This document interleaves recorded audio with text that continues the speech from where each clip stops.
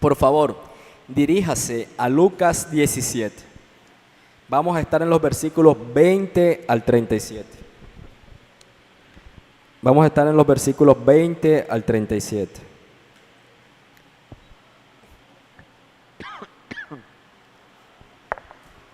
¿Cómo nos gusta hacerlo en esta casa? Nos ponemos sobre nuestros pies, porque es la palabra del rey.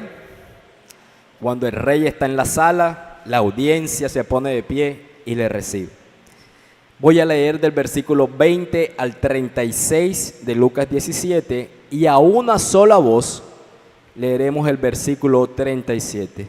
Yo leo desde la versión Nueva Biblia de las Américas y espero que usted pueda ir siguiendo la lectura. Habiendo preguntado los fariseos a Jesús, ¿cuándo vendría el reino de Dios? Él les respondió, el reino de Dios no viene con señales visibles, ni dirán, miren, aquí está, o allí está, porque el reino de Dios está entre ustedes. Y a los discípulos les dijo, vendrán días cuando ustedes ansiarán ver uno de los días del Hijo del Hombre y no lo verán. Y les dirán, miren allí, miren aquí, no vayan ni corran tras ellos. Porque como el relámpago al fulgurar resplandece desde un extremo del cielo hasta el otro extremo del cielo, así será el Hijo del Hombre en su día. Pero primero es necesario que Él padezca mucho y sea rechazado por esta generación, tal como ocurrió en los días de Noé, así también en los días del Hijo del Hombre. Comían, bebían, se casaban y se daban en casamiento, hasta el día en que Noé entró en el arca y vino el diluvio y los destruyó a todos. Fue lo mismo que ocurrió en los días de Lot. Comían, bebían, compraban, vendían, plantaban, construían. Pero el día en que Lot salió de Sodoma, llovió fuego y azufre del cielo y los destruyó a todos. Lo mismo acontecerá el día en que el Hijo del Hombre sea revelado.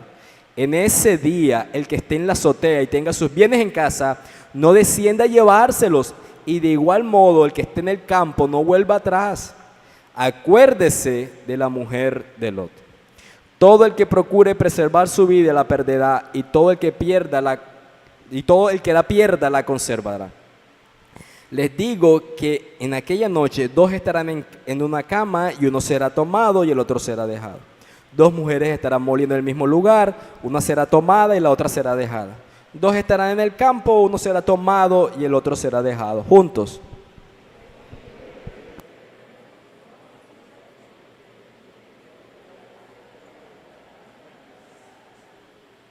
Amado Señor, este texto tiene ese picante, por usar una palabra, Dios, relacionado a una temática que ha generado controversias, diferencias aún entre tu propio pueblo. Para algunos puede ser algo temeroso por el lenguaje del fuego y de azufre. Para otros puede ser algo meramente académico, intentar descifrar señales o algo así relacionado. Pero Padre, este texto lo miramos a la luz de toda la verdad bíblica. Tu palabra es inspirada por ti y es útil para redarguirnos, guiarnos, prepararnos, santificarnos. Nuestra intención al orar, después de leído el texto y estar dispuestos a ser expuestos a tu palabra, Señor, es que tomes tu palabra y la apliques con tu Espíritu Santo a los corazones que aquí se encuentran. Que des vida espiritual donde no hay vida espiritual. Que santifiques aquellos donde ya existe la vida espiritual. Te pido particularmente, Dios, por mi voz, por mi garganta, para que no sea de tropiezo en esta mañana.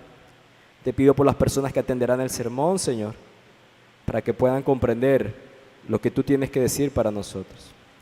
Confiamos en Cristo Jesús, por lo cual creemos que nuestras peticiones son escuchadas por ti. Bendito seas, Padre. Amén y amén. Puede sentarse, por favor.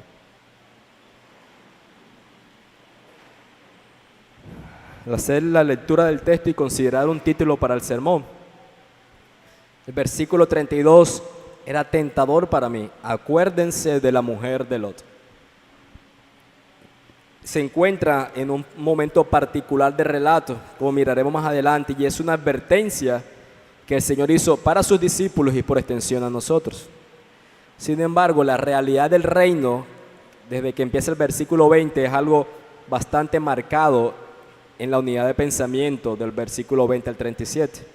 Por eso el título del sermón es El reino de Dios está entre ustedes, como dice el versículo 21.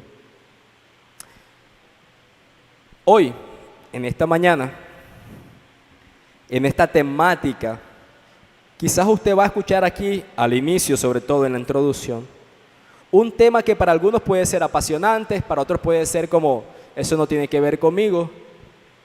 Y aunque no es un poder habitual en mí, a veces ese poder sale y es la capacidad de dormir a las personas. Yo espero que en la debilidad de mi voz y en medio de esta temática, no traerles a ustedes algo que los duerma o que los arrulle, sino algo que pueda, en dependencia del Señor, hacerles considerar. Si usted lee literatura cristiana, notará que uno de los temas que genera más posturas distintas es el tema de la escatología. ¿Qué quiere decir eso? El estudio del fin de los tiempos. Yo creo que eso sucede porque muchas personas que se dedican a esto lo que hacen es tomar los asuntos periféricos del tema y hacerlos centrales en lo que tiene que ver con la escatología. ¿Qué quiere decir? Ellos toman los detalles y quieren hacer de esos detalles el punto principal del tema del fin de los tiempos. Cuando sucederá, al momento, ahora, toman esa serie de detalles y toman como la centralidad de lo que las Escrituras dicen en relación al fin de los tiempos. Quizás, si usted es uno de esos seres extraños que lee más allá de lo habitual, usted puede estar relacionado con palabras como amilenial, posmilenial y premilenial. Quizás para usted no son extraños estos términos. ¿De qué se trata todo esto? Bueno, estos términos que les acabo de mencionar son sistemas de interpretación de los sucesos de los últimos tiempos narrados en las Escrituras. Básicamente son doctrinas sistematizadas que definen el tema de los últimos tiempos que se encuentran en las Escrituras. Amilenial, premilenial y postmilenial. Ahora, cuando tomamos las Escrituras, la Biblia, y miramos qué dice sobre la segunda venida de Jesús, encontraremos que hay unos principios unificadores dentro de la iglesia, en la historia de la iglesia, en este asunto. Esos principios son de que Jesús regresará de manera corporal, de que su regreso será para juzgar a vivos y a muertos y para reinar eternamente en comunión con su pueblo. Una comunión perfecta que va a restaurar toda la creación, es decir, cielos nuevos y tierra nueva. Estos distintos sistemas de interpretación que les mencioné ahorita tienen en eso en común. Eso es algo que no puede ser puesto en duda porque en eso la Biblia es bastante clara. Sin embargo, en cuanto al orden de los eventos que rodean la segunda venida de Cristo, hay diferencias en la interpretación dentro del pueblo de Dios. En relación a ese orden de los eventos, es a lo que yo me refería, asuntos periféricos. El orden del regreso de Cristo son asuntos periféricos y no es la centralidad del regreso de Cristo. Y cuando las personas han tomado lo periférico, han olvidado el verdadero sentido de lo que significa que Cristo regresará. La historia de la iglesia, pasada y presente, tristemente nos enseña que hemos dejado a un lado lo principal de los textos y nos hemos dedicado a guerras teológicas. He visto a hermanos en la fe lastimarse gravemente por asuntos periféricos relacionados al fin de los tiempos. Déjame resumirte brevemente qué enseña cada postura de interpretación que les mencioné anteriormente. Quizás eso te va a dar un poco más de luz de lo que estoy hablando. Las Escrituras hablan acerca de un milenio como un periodo de reinado de Cristo de 1000 años. que se menciona en Apocalipsis 20 del 1 al 4.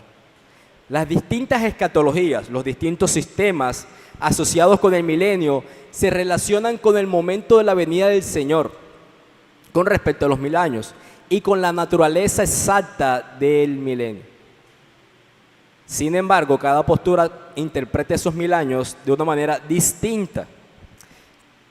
Por ejemplo, los amilenialistas no esperan un futuro literal de 1000 años, sino que lo ven como el reinado de Cristo con sus santos durante el tiempo entre sus dos venidas.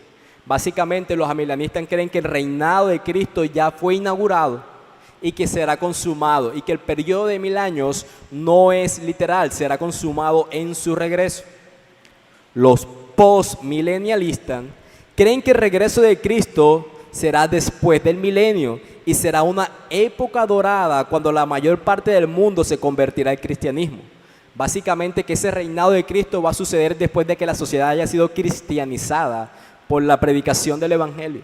A partir de que veamos a la ciudad avanzar hacia Cristo, vendrá el regreso de Cristo y empezará ese reinado de 1000 años, aunque para ellos no son 1000 años literales.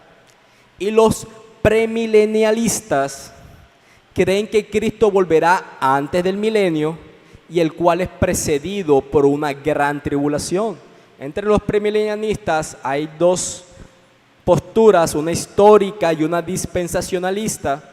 Básicamente esas posturas lo que hacen ver que hay una serie de detalles, como un rapto que puede ser público, que puede ser privado y que tendrá lugar después de un periodo de tribulación.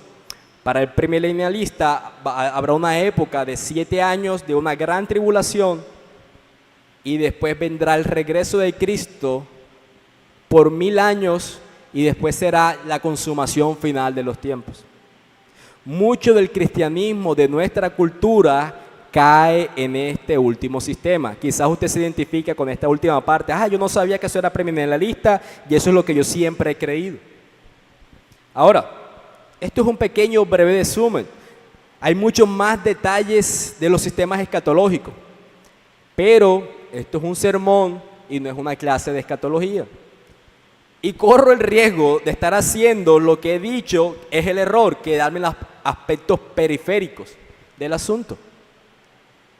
Ahora, ¿qué tiene que ver todo esto con el sermón? Bueno, a manera de resumen, vemos en los versículos que hemos leído que Jesús se dirige a dos audiencias distintas. Versículo 20 menciona a los fariseos y el versículo 22 menciona a sus discípulos. Ambos grupos plantean una pregunta del mismo tema. El versículo 20 la pregunta es ¿cuándo? Y el versículo 37 es ¿dónde?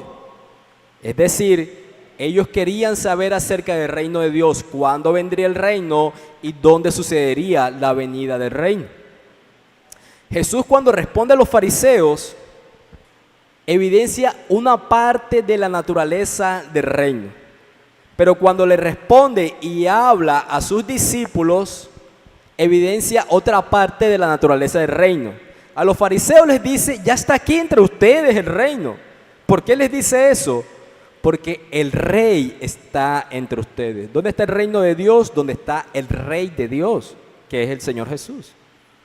A sus discípulos les describe una serie de eventos y principios que caracterizarán, como dice el versículo 30, el día en que el Hijo del Hombre se ha revelado. ¿Qué es eso? El día en que el Rey se ha manifestado cuando regrese. Entonces, el reino de Dios tiene una naturaleza inaugurada y se espera el regreso del Rey para ver la naturaleza consumada del reino. Jesús está diciendo, el reino ya está aquí, pero también está diciendo, verán otra parte del reino cuando yo vuelva. El reino tiene una naturaleza ya inaugurada, pero también tiene una naturaleza que será consumada y está caracterizada por el regreso del Rey. Memoriza esto, tenlo presente. Durante el sermón, esto es un punto en el que estaremos haciendo bastante énfasis. La profecía bíblica no se nos da para que nos sentemos a especular sobre lo que sucederá en el futuro, sino para que podamos aplicarla a nuestra vida actual a la luz de lo que Dios ha prometido hacer en el futuro. Todo lo relacionado con la escatología, las profecías del regreso de Dios, no son dadas para que hagamos especulaciones, nos quedemos en los asuntos periféricos, sino que más bien podamos aplicarlas a nuestra vida al día de hoy, a la luz de lo que Dios ha prometido hacer en el futuro. Una introducción larga, pero según yo, necesaria. Ya sabes de qué trata el texto. Jesús está respondiendo dos preguntas a dos grupos distintos. ¿Sobre qué? Sobre el reino de Dios. Y el resto del sermón lo miraremos así, en dos puntos: la conversación de Jesús con los fariseos, la conversación de Jesús con los discípulos. Los hermanos que se reúnen los martes, cuando les preguntemos de qué trató la conversación de Jesús con los fariseos, la conversación de Jesús con los discípulos en relación al reino de Dios. Nuestro primer punto con los fariseos son los versículos 20 y 21. Ahora, les dije, todo empieza con una pregunta de los fariseos. No podemos estar seguros si ellos cuestionaban a Jesús en un sentido hostil o no. Uno mira las historias del Evangelio y siempre iban con una doble intencionalidad. Quizás ellos estaban preguntando aquí con escepticismo, ¿cuándo va a venir el reino? La creencia judía de la época era que el reino de Dios comenzaría con un estallido, algo maravilloso, estruendoso, con un Mesías poderoso, militarmente hablando, que establecería su gobierno en Israel y liberaría a la nación de sus enemigos. Básicamente ellos estarían esperando a un Rambo que llegara y los libertara del yugo romano, un superpoderoso con capacidades de él solo vencer a todo el ejército, Rambo. Pero la historia nos dice que estaba ahí un carpintero de la nada, de una pequeña aldea que nació en un pesebre, con un grupo de pescadores. No hay ninguna señal de que vaya a derrotar a los romanos, y mucho menos que marcara el comienzo de una nueva era gloriosa. Sí, él hizo algunos milagros espectaculares que les hicieron pensar, este es un profeta de Dios. Pero ¿dónde estaba la evidencia clara de que está estableciendo su gobierno, el gobierno del reino de Dios? ¿Dónde estaba eso? Por eso preguntan, ¿cuándo vendría el reino de Dios en el versículo 20? Jesús le responde al finalizar el versículo 20 y en el versículo 21. Mira, el reino de Dios no viene con señales visibles, ni dirán, miren, aquí está o allí está, porque el reino de Dios está entre ustedes.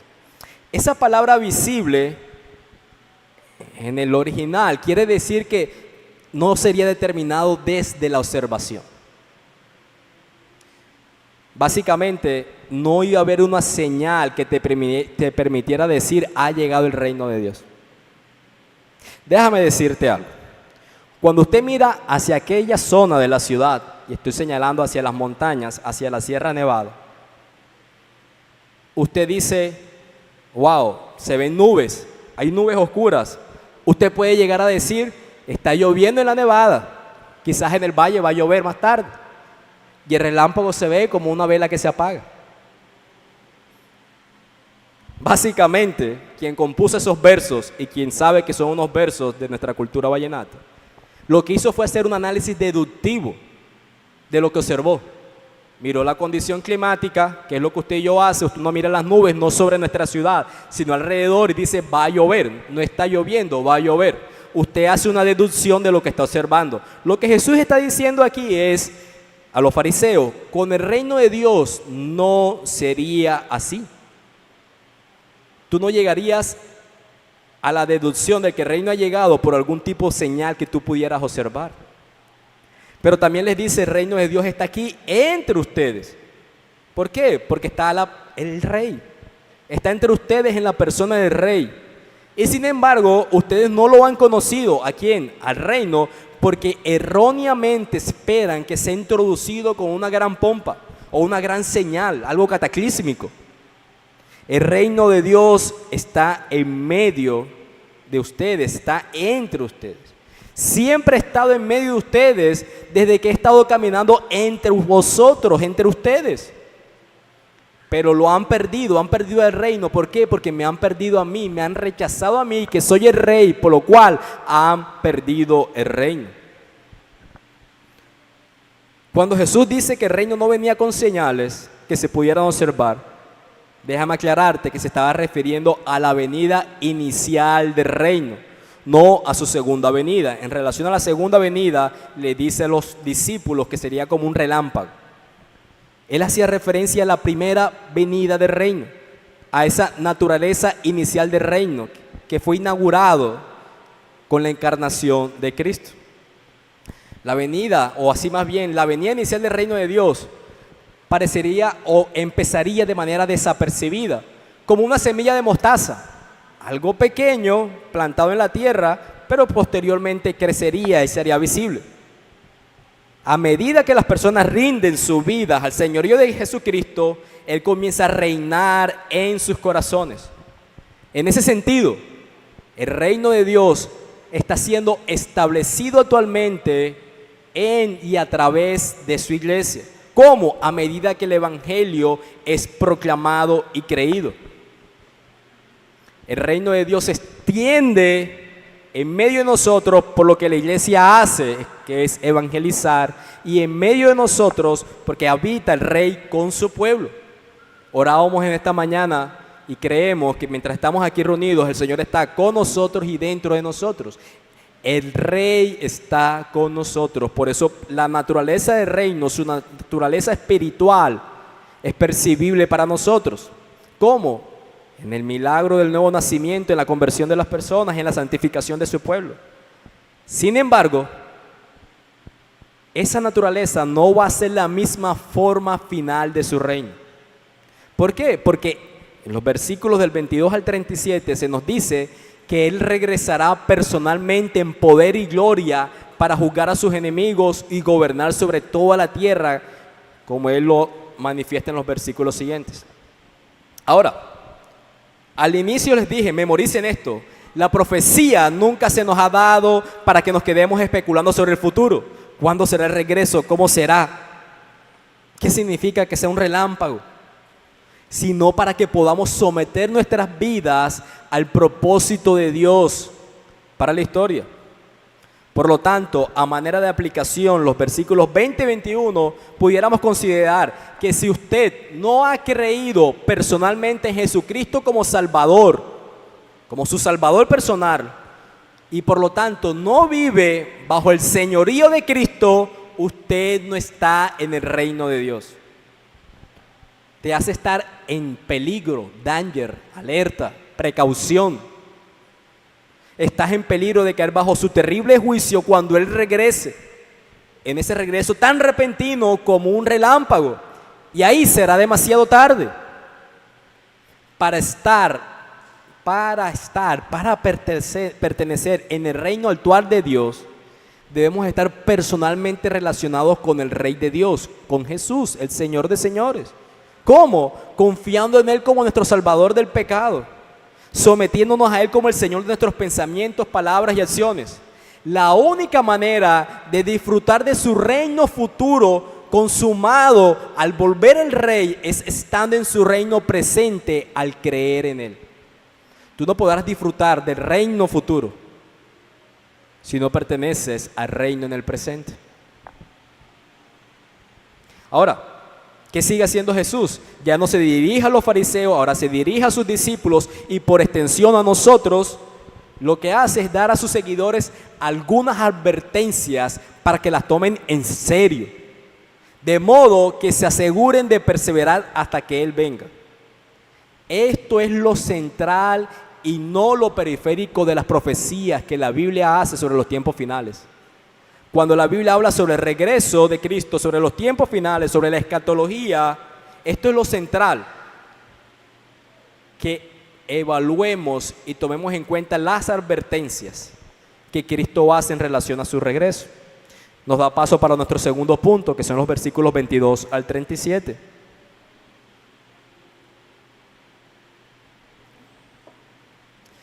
Como ya les mencioné, y el versículo 22 lo dice, Estas palabras de Jesús están dirigidas a sus discípulos y no a los fariseos. Los discípulos habían creído en Jesús, pero existía el peligro de que a medida que pasara el tiempo y Jesús no regresara, estoy hablando después del Calvario y de la Ascensión, sus discípulos se desanimaran. Y de estas palabras miraremos unas lecciones prácticas. La primera de ellas es que sus discípulos deben ser pacientes en el presente. Versículo 22, lo voy a leer desde la NTV, dice: se acerca el tiempo en que desearán ver el día que el Hijo del Hombre regrese, pero no lo verán. Jesús se refiere a sí mismo, no solamente en este texto, sino en otros textos, como el Hijo del Hombre. Es una referencia a la autoridad que tiene para venir a juzgar, citando a Daniel capítulo 7. Jesús está advirtiendo a los discípulos que iban a tener tiempos, enfrentarían tiempos en los que ellos tendrían un anhelo profundo de ver a Jesús regresar en poder y gloria, pero iban a tener que seguir esperando porque todavía no era el tiempo de Dios, de la consumación final de los tiempos. Ahora, ¿por qué ellos tendrían ese anhelo profundo de ver que Él regresara en poder y gloria? A manera de pregunta, ¿qué creyente no ha anhelado que el Señor regrese y ponga orden en este mundo enloquecido? Cuando usted mira esas noticias de lo que el pecado hace en medio de la raza humana, cuando usted mira la devastación de lo que significa una violación, cuando usted mira cómo nos estamos destruyendo entre las naciones, cuando usted mira esta serie de eventos y sucesos, ¿qué creyente no dice: ven, Señor, acaba este caos, pon orden? Si usted dice: bueno, la verdad es que yo soy uno de esos que no dice eso, es decir, yo no tengo un deseo profundo de que Cristo venga pronto, quiero primero culminar mis planes, primero quiero casarme, darme los viajecitos, mis gusticos y después sí que venga. Mi respuesta es: evalúa tu cristianismo.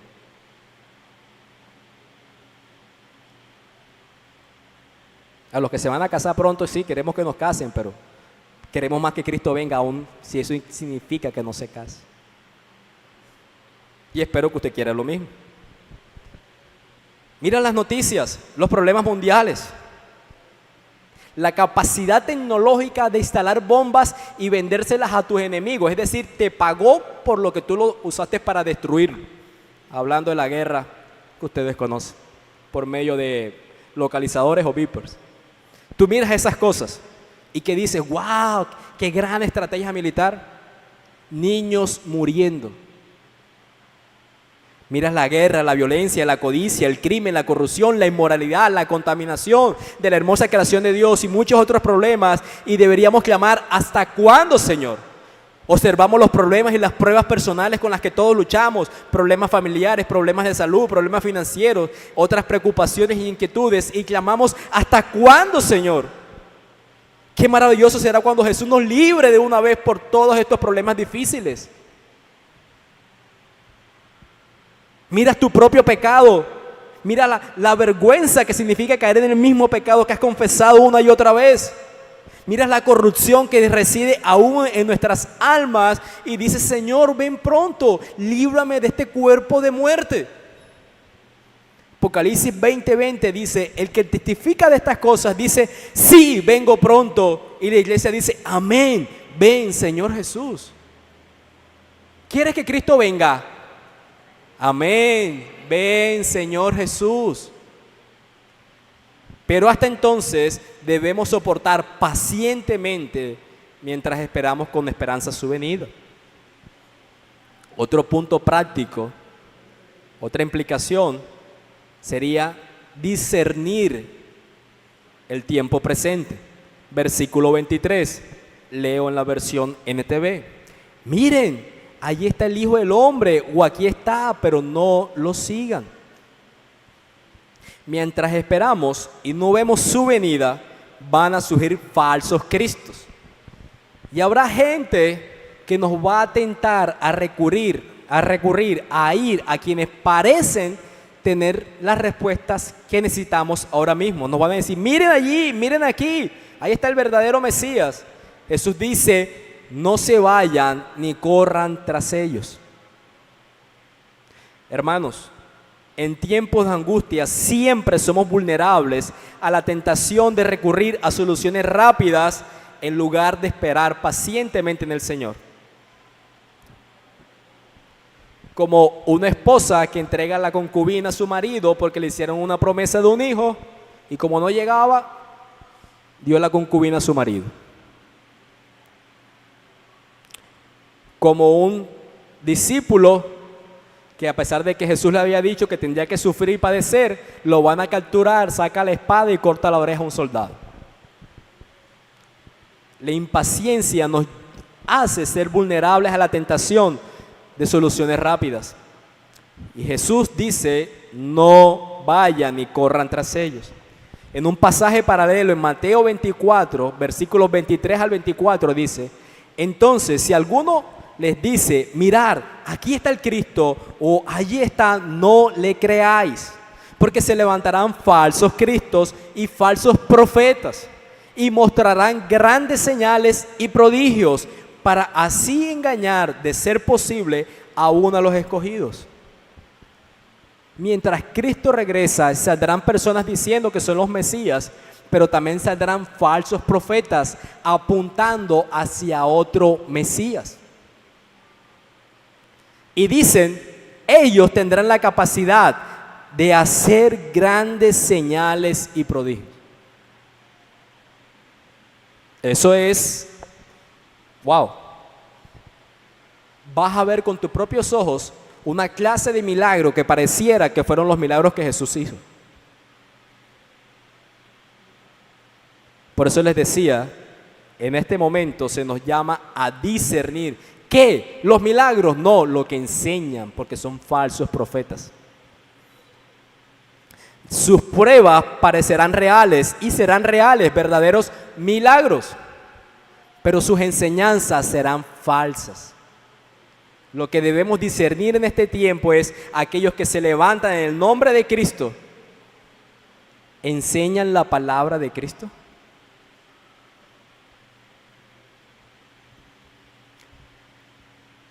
Otra manera de discernir si esos falsos cristos son falsos o son reales, el versículo 24 nos dice cómo. Nos dice el versículo 24 en la versión NTV, pues así como el relámpago destella e ilumina el cielo de un extremo a otro, así será el día cuando venga el Hijo del Hombre. ¿Cómo nos ayuda esto a discernir que el que está diciendo yo soy el Cristo que ha vuelto es real o es mentira?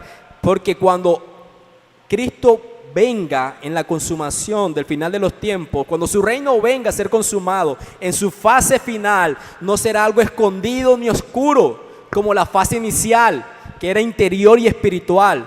No, será como un relámpago en el cielo, repentino y observable para todos. Todos sabrán, creyentes y no creyentes, que el Rey de Reyes ha vuelto. No solamente un grupo de personas como una secta. Aquel que diga, yo soy el Mesías que ha vuelto, podremos discernir si es verdad o si es mentira, porque toda la humanidad sabrá que Cristo ha vuelto, tanto creyentes como incrédulos. Y le utiliza la imagen, otra vez climática, la de un rayo. Usted va manejando y de pronto ve, y dice, eso fue un rayo, o sea, es evidente para ti, has visto el rayo. Sin embargo, en ese momento ya será demasiado tarde para cambiar de bando. Es decir, si tú no estabas en el reino, cuando Cristo venga ya no podrás pertenecer al reino. Quiere decir que el momento de entrar en el reino de Jesús es ahora y no más tarde, cuando Él vuelva. Una última implicación práctica. Estar en el futuro reino de Dios requiere una preparación fiel en el presente. En el relato, Jesús es cuidadoso cuando afirma que primero debe sufrir mucho y ser rechazado por esta generación, versículo 25. ¿Hacia dónde apuntaba eso? Hacia el Calvario. Él está diciendo, antes de mi regreso, primero tiene que ser mi partida, que será por medio del sufrimiento y el rechazo de esta generación. A los suyos vino y los suyos no lo recibieron. Y luego va a usar dos ejemplos de la historia. ¿Cuáles? El ejemplo de Noé y el ejemplo de Lot, para ilustrar el mismo punto. ¿Cuál punto? La necesidad de estar preparados para el día del juicio, que va a ser algo seguro y venidero cuando Jesús regrese. Ahora, quiero que notes que tanto Jesús como su audiencia perciben estas historias no como fábulas. El diluvio en el tiempo de Noé y el juicio sobre Sodoma, sino como hechos históricos. Mira, los judíos de esa época, creyentes y no creyentes, cuando escuchaban esta historia, no estaban pensando que era la historia como de Francisco el hombre que batalló con Satanás tocando el acordeón. Fábulas, leyendas y mitos de nuestra cultura. Ellos escuchaban la historia de Noé y la historia de Lot y los sabían que eran hechos históricos. No es un asunto cultural, es un hecho comprobable e histórico. Déjame decirte, la razón precede la fe, pero la fe es un don de Dios. La razón no engendra la fe es dada por el Espíritu de Dios como un regalo, como un don. Pero digo esto porque nuestra fe no es irracional. Estos eventos son dados como dos advertencias gráficas del juicio que se avecina sobre toda la tierra en la segunda venida de Cristo. Tan real como la batalla en el puente de Boyacá el 7 de agosto, que narra sucesos históricos en nuestra historia de Colombia, tan real son los sucesos históricos en el antiguo mundo relacionados al diluvio y a la destrucción de Sodoma y Gomorra. Por lo tanto, será real el suceso histórico enmarcado por el regreso de Cristo. Sí, sé que para el mundo, cuando le hablamos de este regreso inminente, nos toman por tontos. Yo les tomaba por tontos cuando yo no era creyente. Ahora me doy cuenta que el tonto era yo.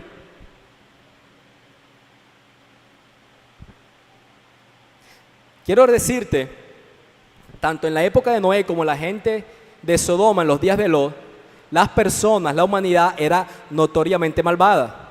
Pero Jesús no está apuntando de que los eventos cataclísmicos que ocurrieron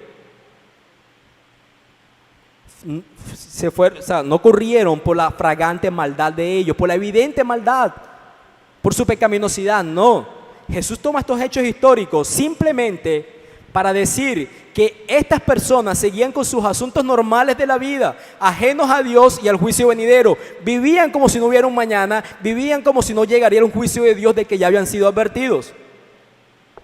Se dice que las personas comían, bebían, compraban, vendían, plantaban, construían, se casaban y se daban en casamiento. Nada de eso es malo o ilegítimo. Cuando Noé, que el apóstol Pedro lo identifica como un predicador de justicia, advertía, viene el juicio de Dios, el pueblo se reía, lo tomaron por loco. ¿Cuándo se acabó la risa? Cuando llegó el juicio.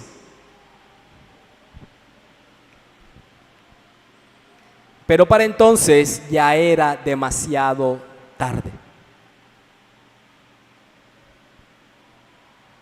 El problema entonces no eran las actividades. Incluso Jesús no destaca su evidente maldad en otros textos que conocemos. El problema entonces es que vivía en total desprecio por Dios.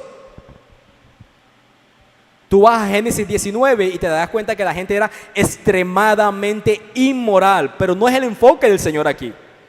Si él estuviera hablando de que el juicio llegó por su maldad, por su inmoralidad, los fariseos, que eran externamente morales y decentes, seguro estarían diciendo, no hay ningún peligro. Nosotros no vivimos como la gente de Sodoma.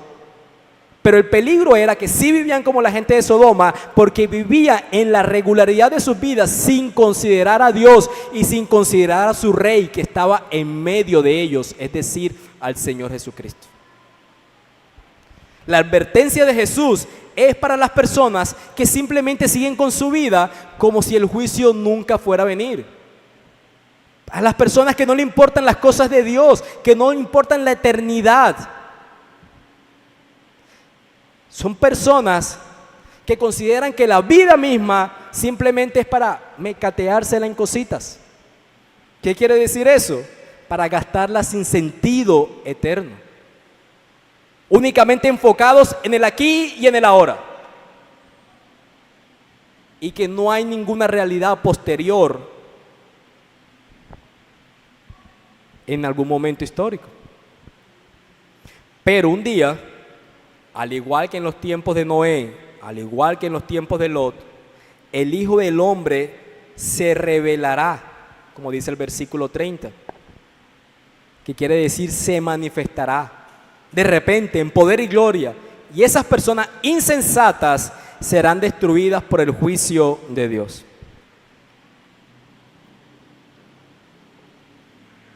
Déjame hacerte el primer comentario de dos que tengo, que te ayudará a discernir un poco mi postura escatológica. Y como todo buen escatológico, uno dice mi postura bíblica escatológica. Versículo 30 dice, lo mismo acontecerá. ¿A qué se refiere o qué es lo mismo? Es decir, cuando el rey vuelva, pasará lo mismo que pasó en el momento de Noé y en el momento de Lot. ¿Qué fue lo que pasó? Juicio. Por lo tanto, Jesús no está diciendo que su regreso estará enmarcado por un reinado de 1000 años, sino que su regreso significará el juicio definitivo. Él no dice aquí, yo volveré y reinaré 1000 años. Él dice aquí, yo volveré y al igual que en aquellos tiempos habrá un juicio definitivo. Él no viene a inaugurar un reino. Eso ya lo hizo cuando se encarnó y tuvo su ministerio terrenal. Cierro el primer comentario. Continuamos con nuestro relato. Jesús continúa en los versículos 31 al 35, dando una descripción gráfica y específica de cómo será cuando Él regrese. Alguien estará en la azotea de su casa, que puede ser como el patio de nuestras casas en la actualidad. Estará haciendo lo que muchos hacemos en los patios, holgazaneando, sentados, relajados, tomándonos un café, cuando de repente va a caer el relámpago del regreso de Cristo. Cuando esto suceda, dice, ni siquiera debe tomarse el tiempo de entrar en su casa y de recoger sus pertenencias personales. Más bien debe huir del juicio que vendrá rápidamente. Y si un hombre está trabajando en el campo, no debe regresar a casa, sino que debe dirigirse a un lugar seguro. Luego, Jesús advierte, versículo 32, acuérdense de la mujer de Lot. No es una sugerencia, es una advertencia. ¿Qué fue lo que hizo la mujer de Lot? Ella comenzó a huir de Sodoma, pero su corazón todavía estaba allí. Desobedeció la orden del ángel. ¿Cuál era? No mires hacia atrás. Y el texto dice que se convirtió en una estatua de sal.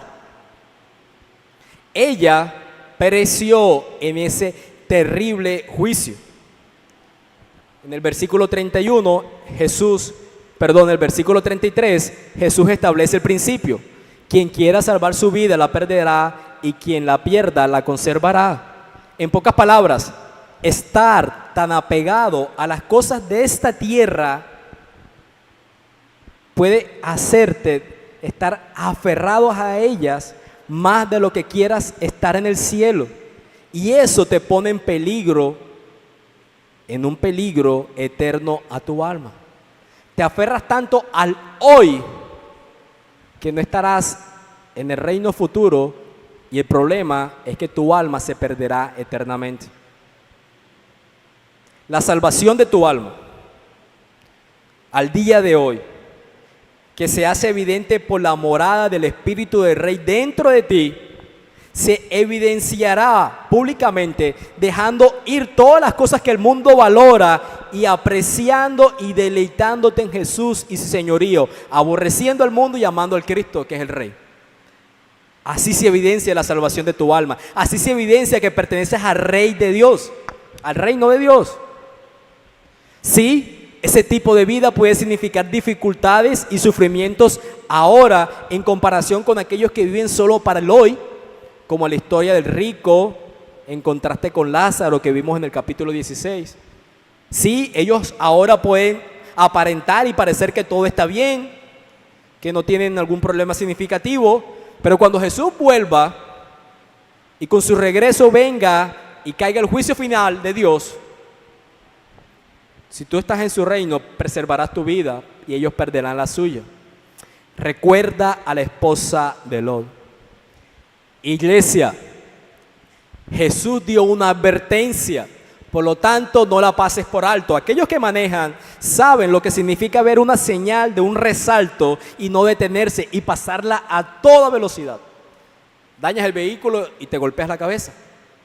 Esto es una advertencia, que no seas tan ligero para pasar por alto, no detenerte y considerarla. ¿Cuál es la advertencia? Considera a la mujer de Lot. Ella caminaba externamente hacia adelante, saliendo de Sodoma, huyendo del peligro, pero internamente en su corazón retrocedió hacia el mundo. En la escala de valores, ella puso la tierra antes del cielo, las cosas materiales antes de lo espiritual. Pregunta: ¿estás caminando hacia adelante, huyendo del juicio al venir a la iglesia, pero tu corazón, tus afectos y tus prioridades siguen estando en el mundo? Pregúntate eso. Porque quizás al venir aquí es como que te movieras hacia adelante, huyendo del juicio venidero. Quiero ir en pos del rey. Pero vienes externamente, internamente tu corazón sigue aferrado a las cosas del mundo. ¿Cómo sé si mi corazón sigue aferrado a las cosas del mundo? Fácil. Mira a alguien del mundo y date cuenta si lo que tú quieres, lo que tú eliges es como él lo elige. O mira a alguien que esté en el reino de Dios y mira que lo que tú eliges y lo que tú quieres es como aquellos que quieren estar en el reino de Dios. Es una advertencia. Considera a la mujer de Lot. Luego Jesús continúa su descripción gráfica con 3 ejemplos más. Rápidos, versículos 34 a 36. 2 estarán en la misma cama. El griego puede referirse como a 2 hombres o a un hombre y una mujer. No necesariamente un matrimonio, pueden ser más bien familias, hermanos. Uno será tomado y el otro será dejado. Otro segundo ejemplo gráfico es 2 estarán moliendo harina en el mismo lugar. Una será tomada y la otra será dejada. Y el tercero, 2 estarán en el campo, uno será tomado y el otro será dejado. Los que son tomados, como dice Pablo en 1 Tesalonicenses capítulo 4, 17, son los que son arrebatados, van a un lugar seguro, mientras los que quedan son alcanzados por el juicio de Dios. Comentario segundo respecto a la escatología mía. Cristo está diciendo que su regreso estará enmarcado por ser un evento público, por ser un evento inesperado que traerá juicio y una división eterna entre los creyentes y los impíos, una separación. Unos son tomados, otros son dejados. Cristo no está mencionando que habrá un rapto secreto, así como anteriormente también dije que tampoco habrá una inauguración de un reino que ya fue inaugurado. Él no está diciendo aquí que será separado un grupo de personas y después volverán y vendrá un reinado. Él está diciendo que habrá una separación eterna, visible, que marcará el juicio final.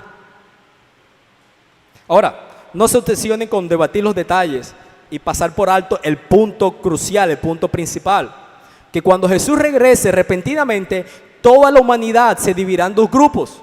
Aquellos que han vivido para sí mismos sin tener en cuenta a Dios y sin someterse a su reino caerán bajo su juicio y serán dejados como cadáveres para los buitres. El otro grupo son aquellos que han sometido sus vidas al Rey Jesús antes de que Él venga. No están buscando vivir solo para esta vida, acumulando toda la basura por la que vive el mundo. Ellos han entregado voluntariamente sus vidas por el bien del reino de Jesús. Su enfoque, su prioridad, sus deseos están en su Señor y en su pronto regreso. Tenga en cuenta, según esta descripción gráfica de los versículos 34 a 36, estar cerca de alguien que si escapa del juicio no es suficiente. Básicamente, usted no va a ir al cielo porque su amigo, su compañero de trabajo y su familiar sea cristiano. Debe escapar de la ira de Dios personalmente. ¿Cómo? Creyendo en Cristo de manera personal. Cuando yo era niño, cerca de los 10 años, 11, que ya era consciente de la maldad, yo recuerdo tener una imagen muy hollywoodense y gráfica en mis noches de terror. Compartía cuarto con mi hermano, que era un niño de 3 añitos, quizás en ese momento, o debe ser que yo tenía por ahí los 7, 8. Pero cuando yo sentía miedo, lo que yo hacía era que yo me agarraba a mi hermano, porque yo decía, los niños son ángeles, porque yo escuchaba eso, o los niños son buenos. Si algo pasara, si apareciera algún espíritu, para yo no verme afectado, lo abrazo duro, si me van a llevar, no me llevan porque estoy sujeto a él. Les decía, una visión muy hollywoodense de un niño. Ahora entiendo de que en el ser humano puede haber una serie de pensamientos que cree que porque estoy con un creyente, yo también estaré en el reino del creyente.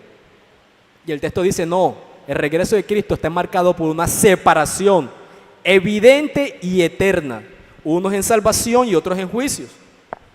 La pregunta del versículo 17, la pregunta de los discípulos, es difícil de entender. Ellos dicen, ¿dónde, Señor? Es una pregunta ambigua. ¿Acaso estaban preguntando ellos dónde regresará Jesús? ¿O dónde tendría lugar el juicio? ¿O dónde serán llevados los que hayan sido tomados? Es difícil de saber a qué se referirían principalmente. A la luz de la respuesta de Jesús, quizás estaban preguntando dónde se llevaría a cabo el juicio. La respuesta de Jesús también es difícil de entender y hay una variedad de interpretaciones. Estoy citando aquí a algunos comentaristas que estuve leyendo. El sentido podría ser que cuando llegue el juicio sería obvio, así como es obvio la ubicación de un cadáver por la presencia de los buitres. Pero también puede significar más que eso. El juicio no solamente sería obvio, sino también permanente, como un cadáver. Usted sabe que un cadáver es algo permanente, ¿no?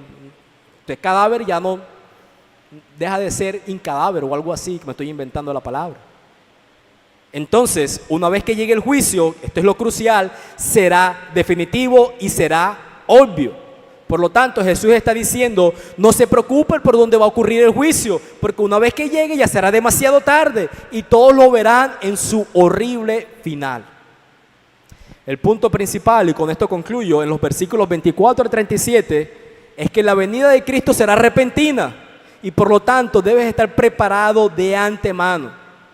Si tú sigues con tu vida sin tener en cuenta el reino presente de Dios y sin preocuparte por su reino futuro, te estás exponiendo a un gran peligro. Cada persona debe someterse a Jesús como Rey ahora y vivir a la luz de su venida inminente y segura. ¿Cómo? Siendo paciente, discerniendo y siendo fiel en el presente, que fue lo que vimos. Mira esta frase. La única manera que no te tome por sorpresa el regreso del Rey en el futuro es que ya estés en su reino en el presente. La única manera que no te tome por sorpresa el regreso del Rey en el futuro es que ya estés en su reino en el presente. ¿Estás en su reino? Respóndete, ¿estás en su reino? Vamos a orar. Padre Señor, te damos gracias por tu misericordia y tu bondad, por la bendición que tú nos has dado de ser expuesto a este tema, que con facilidad podemos irnos hacia las periferias, Dios, y olvidar la centralidad y la advertencia que tú haces a tus discípulos. Por favor, no nos ayudes a ser necios y no nos cuestionemos estos asuntos que tus palabras nos hacen cuestionar. Gracias, Señor, por darme la voz necesaria para poder predicar. Te pedimos que apliques estas verdades a nuestro corazón. Bendito seas, Padre. Amén y amén.